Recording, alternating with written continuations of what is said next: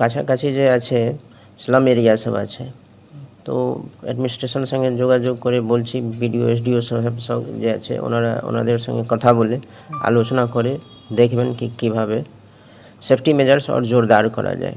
অনেক জায়গায় দেখা যায় कि স্লাম এরিয়া সব যে আছে अनऑथराइज्ड যে আছে গভর্নমেন্ট ল্যান্ড पे বসে যায়।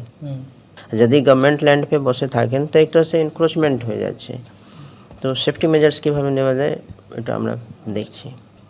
কোনো ডিজাস্টার হলে তো নিশ্চিত রূপ से ऊपर থেকে তো নজরদারি চলেই, আর জেলা থেকে আমরা মনিটরিং করছি সব ব্যবস্থা যে করানো এটা করছি। যেভাবে ইমিডিয়েটলি যাদেরকে রেফার করা হলো হলদিয়া থেকে তমলুকে রাখা হলো, এখান থেকে भी দেখা গেছে যদি ওইরকম নেই কি প্রপার অ্যারেঞ্জমেন্ট তো ফের রেফার করা হয়েছে কলকাতায়।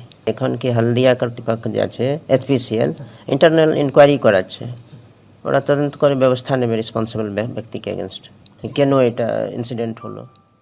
ঠিক আছে।